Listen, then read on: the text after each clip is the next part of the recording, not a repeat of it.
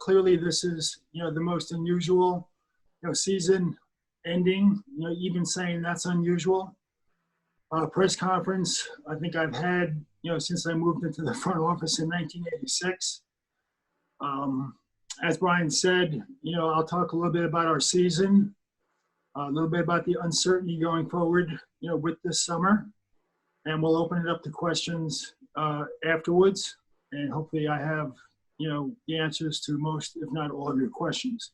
I doubt I'd have the answers to all of them. Having said that, we were informed last week after a lot of lobbying that our season was coming to a close, that we were not one of the 22 teams that would be invited to continue their season in Orlando and then, vie for a playoff position. We did the best we could to lobby. We're very disappointed, that we were not included. Having said that, keeping everybody happy, in this environment would have been difficult and continues to be difficult for the NBA as they're going forward. So to a great degree, we understand their position. But for a young team that, clearly would have benefited by not only more practices, but more games and more time together with our coaching staff, this is, a blow that we'll have to, work our way through. And we do have 5 months off going forward. We're waiting, and we are talking to the other 7 teams and the NBA, trying to get some direction on what our off season will look like. Most of the teams, if not all of the teams, are young developing teams, and we all feel the same way. It would have been great to keep on playing, play with your staff, your coach, and your teammates. If not the remainder of the season, the 8 games that they settled on, and of course being able to play for something which would have been, a potential playoff position. Having said that, our season overall would be characterized as a growth developing season. In particular, the end of the season, the last 10 to 12 games, I thought, we were playing our best basketball. We were getting contributions from a lot of our younger players that we're hopeful will be a part of our future going forward. This season was dedicated, to win as many games as possible, but also developing the players that we have on this team, trying to keep with our stated goals, building this team through the draft, developing players using our G League platform, the Swarm, to develop players early on in the season and hopefully bring them to the Hornets later on in the season. We feel there was an awful lot of positive growing with this team towards the end of the season. And quite frankly, we were looking to the last 15, 17 games to finish out the season on a continued growth pattern. So we're very pleased with the season. We're hopeful that we can continue to get progress and work with our players and our coaches during the off season. We don't know a whole lot about, what the off season holds other than, some dates, that the NBA has given to us, about the draft, about the lottery, free agency. We don't know exactly how that'll pan out. We were preparing for the draft as if it would be June 25th. Now, of course, it's going to be much, much later. We continue as each year goes on to create and to have continued flexibility with our cap position. We have not to date, met as a group since the NBA, announced the playoff format. So I couldn't give you a whole lot of, information about, what our off-season plan will be as far as free agency. But we do have 3 picks in the draft. We feel as if the draft was done on June 25th, we would have been, as ready as we've ever been. Of course, now there's going to be a long delay, and we're just going to have to sort our way through the delay and hopefully to get, some additional information from the NBA with regards to, physicals and interviews and maybe potential workouts or virtual workouts or, things of that nature.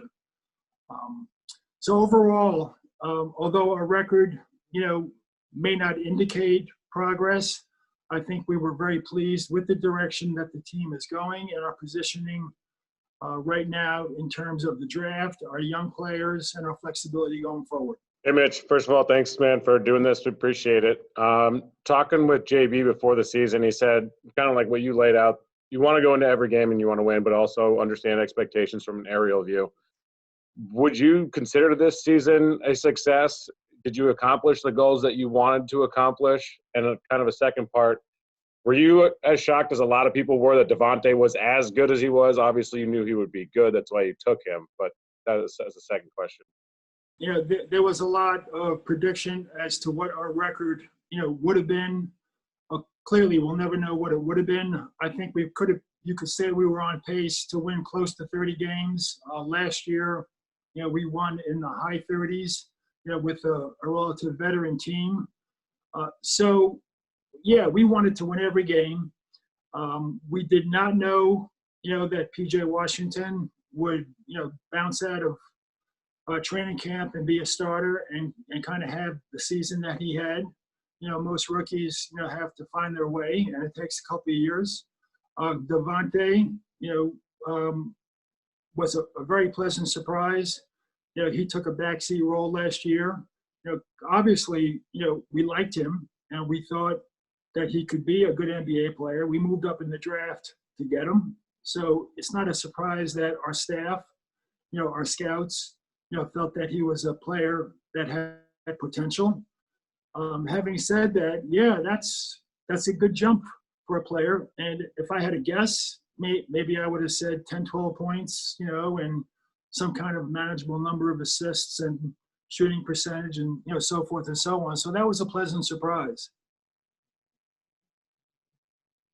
And I know you asked 2 or 3 questions. I might have missed one at the end. What was the last one? But just in general, do you feel like you guys accomplished your goals this season? It's such a weird season, so I don't know if you can even answer that. But,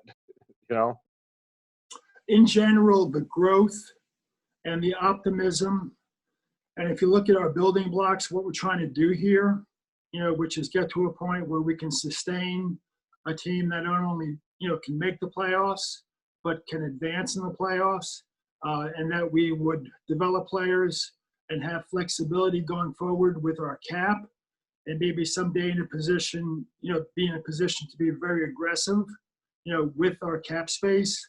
I would say overall, yes. But the season was cut short. Like I said, I was really looking forward to the last, 17 games of the season. And it would have been nice, if we could have continued to play at the same pace and maybe won 50% of our games or something like that to end up with a number, of wins that, would have been something that we could say, hey, we weren't one of the worst teams in the NBA. We were actually a pretty good team that was getting better. Hey, Mitch, 2 quick things. One, when it looked like the cap number was going to be $115 million, you anticipated roughly $28 million in cap room. I'm curious, with the league revenue plummet, if you think what's going to end up happening will have a significant effect on what you might do or might have done in the off season. And I was also curious if there's any update on Malik's situation. Well, the cap, where it ultimately ends up, will affect, each team, differently and individually, and they'll all have, an effect that they didn't plan for. Because nobody knew a year ago that any of this would take place, right? Yes, what we planned for will not be the actual, scenario that will take place, whenever it's figured out exactly what the cap situation is going to be. One of the good things with us is that we never planned on using, our cap space initially to go out and, build a team. We always felt that, our draft selections And, being able to make a trade here and there would be the best way that we can put ourselves in a position. Now, having said that, there are ways to use cap space during the offseason that does not involve going after a free agent, right? You can use cap space, to facilitate trades, to get draft picks, maybe help another team, but you help yourself. So, yeah, all that will be impacted. And that doesn't mean, on the old July 1st that we wouldn't have been, active in free agency, but it was never a part of, our plan to develop cap space. And then, okay, we got cap space, now let's go out and spend it, and try to get our team to the point where we win 40 or 41 games. That's not part of our plan.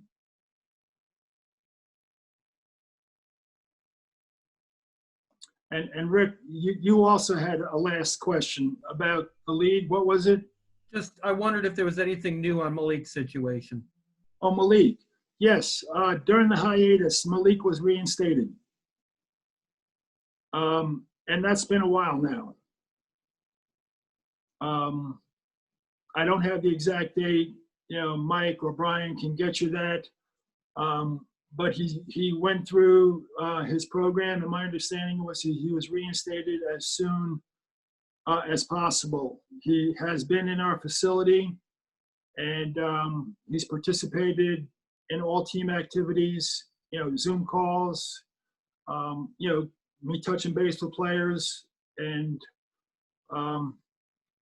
whenever we can resume some kind of activity, hopefully on a formal basis, he'll be there. Thank you, Mitch, for joining us. You talked a little bit about the rookies and the progression that they've made this year, specifically looking at the Martin twins and Jalen McDaniels, who used the Swarm at the beginning of the season. What did you think about those guys' development specifically, and then the utilization of the G League team as a whole this season compared to last? Of the three players, two of them were drafted. And, as I mentioned, I've got complete confidence in our Larry Jordan, who heads up our college draft domestically. And PJ being drafted, of course, high first round pick. You expect, more from a player like that than you do from second round picks. So we were not surprised, that Cody and Jalen, seem to be, NBA players with the future if they continue to work. The Martin brothers, are a little bit older. So, you would expect a little bit more maturity out of them. Caleb not being drafted was a little bit of a surprise. So, unbeknownst to us at the time, right, drafting Cody ended up giving us, some leverage, to draft to sign his twin brother. And, we know a lot of times going forward, it always doesn't work out that way in this league, that twins get to stay together for their whole career. But initially, it's been a pleasure to have both those guys on this team. They're incredibly competitive. They play hard. They work hard. They recognize that there are some things that they still need to work on, and they're in the gym, during, the hiatus. I've got rumors that in South Park that they were seen running, jogging in the neighborhood, until they took the rims down, shooting on outdoor courts. These are professional basketball players, right? So they've got a passion for the game. Jalen, I feel the same way about. He needs to get stronger in this league. The players, he played 2 years of college ball, but the players in this league are really at his size, big, strong men. And the one thing that he's going to have to do, and we've been wearing him out on it, is to continue to get in the weight room and get stronger. He doesn't have to look a lot stronger. I think that helps, to look a lot stronger.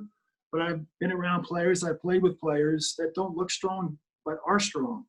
So he needs to do that to make his next step. But he lives in the gym also. So we're very pleased, with all three players, especially getting Caleb, as a free agent and undrafted player. Ryan, thanks, Mitch, for being here and doing this today. I know you can't address free agents specifically, but with the roster payroll situation that you guys were in, you guys have been pretty tight to the cap.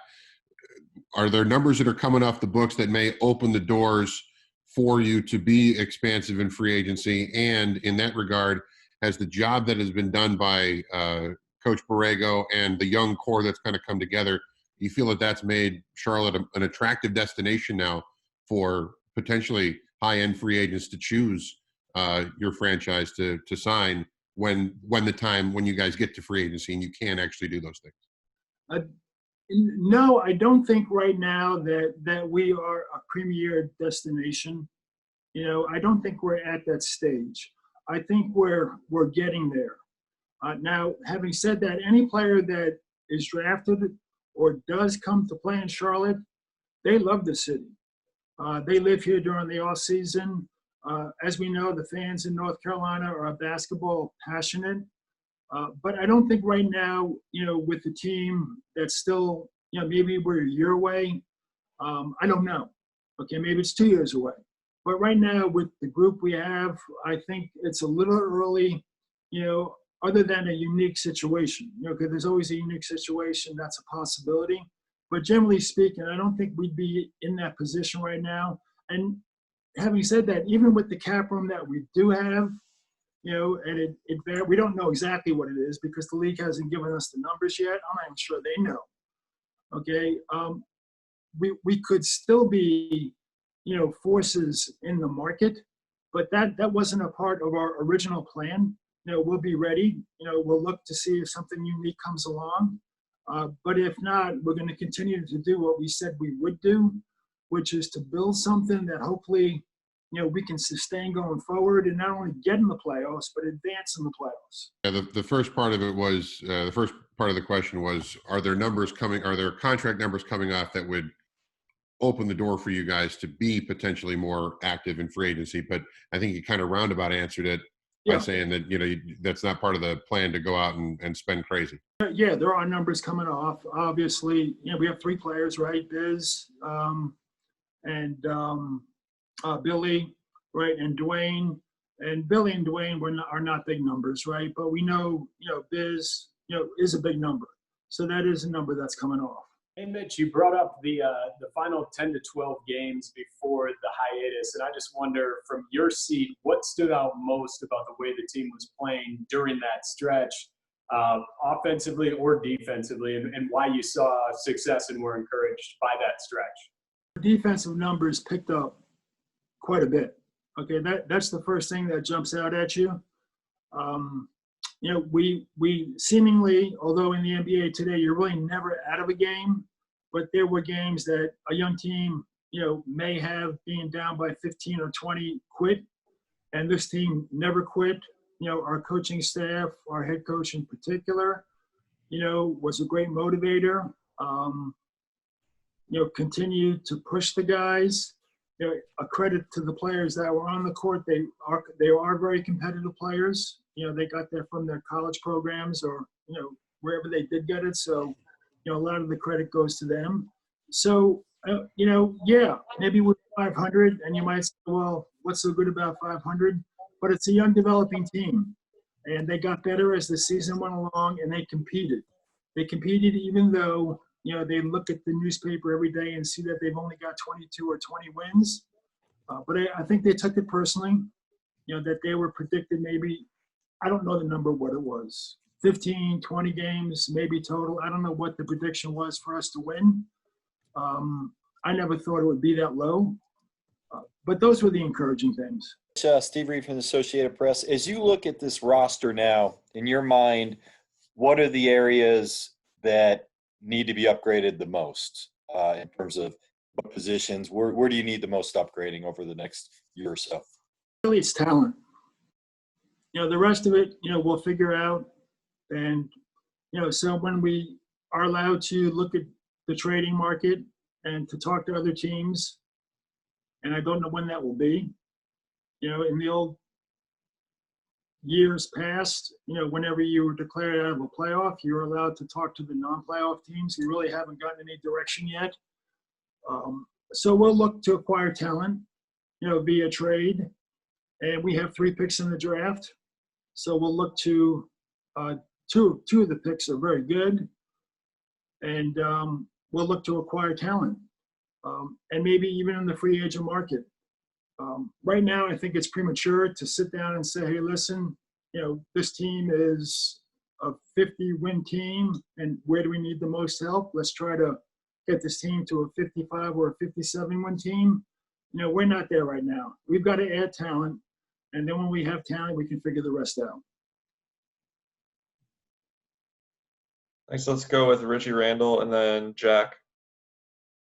Hey, Mitch, this is Richie. This may change as we get closer to the draft in October, but what are some of the biggest challenges you guys face when you guys evaluate draft prospects if you guys aren't able to get them in for workouts?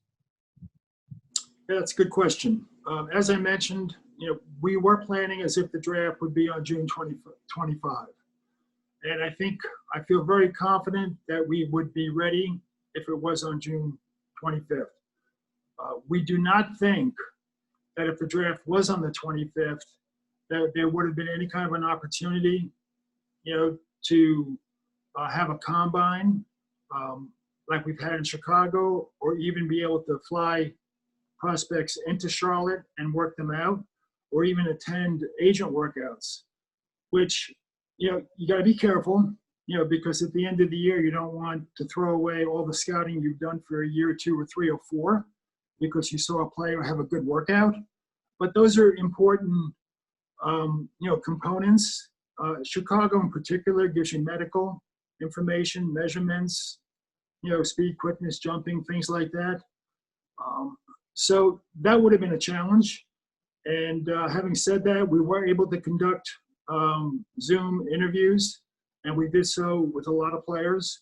A lot of the players that figured to be in the top 20, would not agree to an interview because they want to figure out how the lottery is going to look first. So we didn't get a lot of those guys in an interview, but we got probably 20 to 25 other players in interviews that we might consider, late first or early second round. So, here we are with a draft date, many months down the road, okay? And we're ready for the draft in 2 weeks. So the question is, okay, from June 25th until the actual draft, what do we hope to conduct? I mean, you can forget a lot in those months too, right? Players can get hurt. They could break a leg and not tell anybody and heal, and you'll never even know about it, right? Guys can put on a lot of weight. They stop working out. Some guys, they'll go back to school. So there's so much uncertainty going forward. With the health environment as it is, I'm hopeful that maybe in August, there could be some loosening and, wishful thinking. Do we get guys to come in for workouts? Is there, a Chicago kind of pre-draft in a bubble? Certainly, I think the league recognizes how important the medical information is. I think we would have gotten that either way, whether the draft was on the 25th or not. So those are some of the challenges going forward. We'll have to continue to do a lot of film work, and we can continue with the interviews, and just try to stay on top of the draft with our scouts. So how do you feel about the long-term fit in the backcourt with Devontae Graham and Terry Rozier? And the same thing goes with PJ and Miles at the 3 and 4. I mentioned probably the four, pillars, of our team right now. And, once again, it's a little early to be worrying about fit. Right now, it's more about, getting the talent on the team, seeing how they do fit together. And at some point, we'll have to address, or hopefully we'll be in a position, to be that advanced where we can sit down and talk about, hey, we got, 5, 6, 7, 8 guys with great talent. How do they fit together? I don't think we're there right now. Miles made great progress. I guess the second half of the year, the 65 games, whatever that would be, right? PJ was good, from the beginning. I think he kind of hit the wall a little bit. Devontae, similar. But with Devontae, nobody expected anything out of him. So after the first 2 or 3 weeks, the opposing team, that's completely what their focus was. Who is this kid? He's one of the better players on that team. Let's take him out of his game. So his adjustment, was not so much the same as PJ's was. PJ was more of a traditional hit the rookie wall, although he ended up stronger. Devontae, it was a learning experience, to see how smart the coaches are in this league, that they can prepare for you. And that's something that he's going to continue to have to adjust to. I mean, during the off season, which I guess just started, right? He's going to have a lot that he needs to work on to continue this rise in this league. And Terry was exactly what we thought he'd be when we signed him. We had great confidence in him. One of our best on-ball defenders. You always put him against the other team's best, backcourt player. I think maybe he shot the ball better from 3. I don't think if we thought that he would be 41%, that's what we thought when we signed him. But he was exactly, what we thought we were getting when we signed him. You mentioned before about this long layoff. I was curious what kind of interactions, if any, you and the other general managers of involved teams, there's been any talk about how, this long layoff might be mitigated, what the league could do for it? And I was also curious if you anticipate having any talks with Devontae's people this offseason about a potential extension now. Well, once again, regarding the offseason, and Devontae and, situations like that, he's not the only player that if we chose to, we could extend. We haven't met as a group. I have not met with my staff. I have not met with ownership. We just found out the season was coming to a close for us last Thursday. So that stuff will be discussed, at some point down the road. And the other first part of your question, Rick? What, if anything, do you think the league can do to mitigate this abnormally long layoff? Oh, yeah. Okay. Yes, the answer to your question is the other 8, okay, gentlemen. First of all, during the whole, hiatus, yes, I was talking, all the general managers were touching base with each other, just to see, how the workouts were going when the workouts were allowed, how the players were reacting to the strict standards, in the building, the temperature taking and the gloves and the masks. So we were all talking amongst ourselves. At that point, it wasn't really a competitive environment, where you kind of wonder, if it's a trade conversation, is this guy, what is he proposing? Is he trying to, trick me? And it wasn't any of that. We were all pretty much in the same boat, trying to help each other. And, the last 5 or 6 days, the eight general managers have been, spending a lot of time together and with the league. The league has, indicated a willingness to work with us and try to create some structure because of the huge layoff during the off season. They recognize, in particular for young teams, to have that kind of time off on top of, the almost 3 months off, our young players have already had. They recognize that that's not a great environment for a young team or any team in the NBA. So we've been having a lot of discussions. I'm hopeful that we can have some more clarity, in the next week or so. Having said that, the league, is really, they made an announcement that, they were going to continue with the playoffs under a 22-team format. And it's almost like starting a league from scratch. These people, have been working night and day. They not in the office, right? All Zoom calls, night and day, trying to figure out, all the moving pieces. And there are so many moving pieces other than the obvious ones, right? How do you pick 22 teams? What about the lottery? There's so much going on. So we're hopeful that we'll have some clarity in a week or so. And the 8 general managers, although we're all disappointed we're not in the playoffs, understand and are trying to make it as easy as possible for the league. In other words, we're trying to brainstorm amongst ourselves and come up with something that might work. Is there anything specific you'd like to see them do?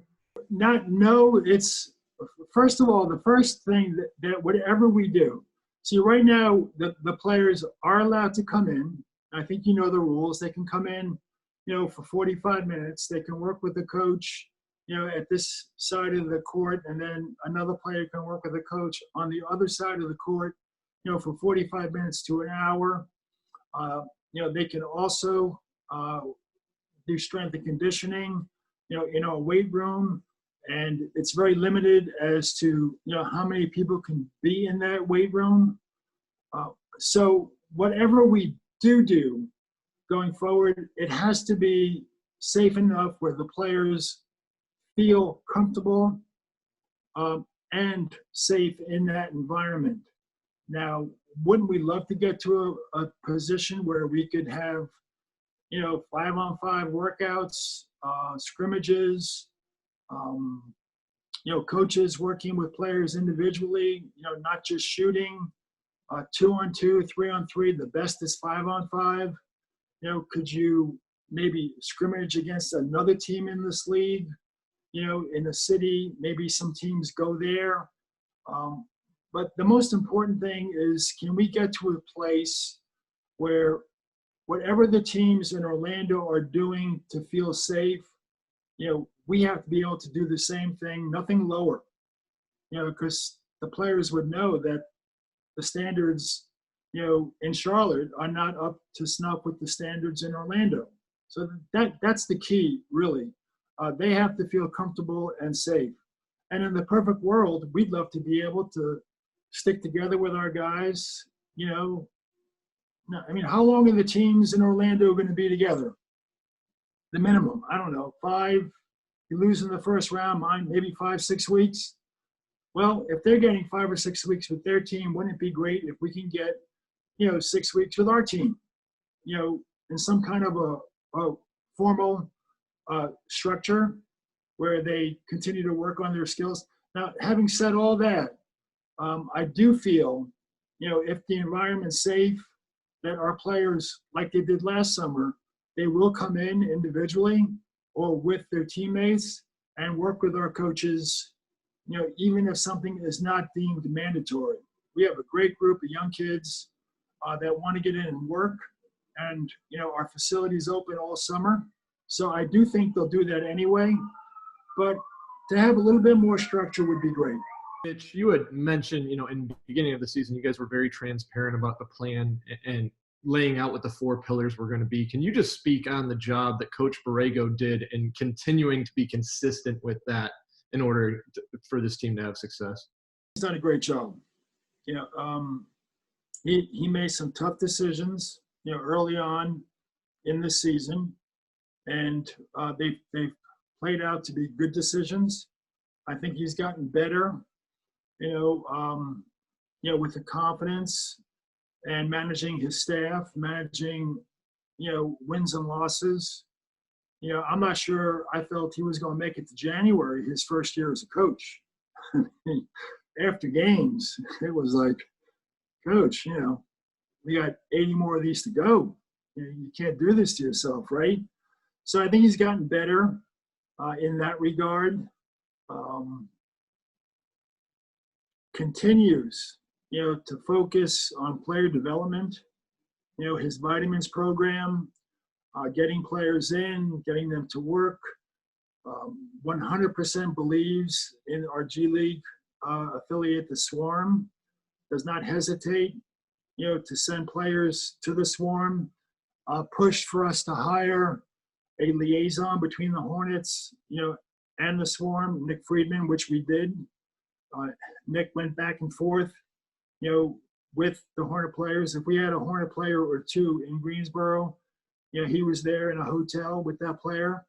And then on an off day in Greensboro, he would drive back to Charlotte, and, I don't know how he did all the travel, but, he pushed for that, our coach.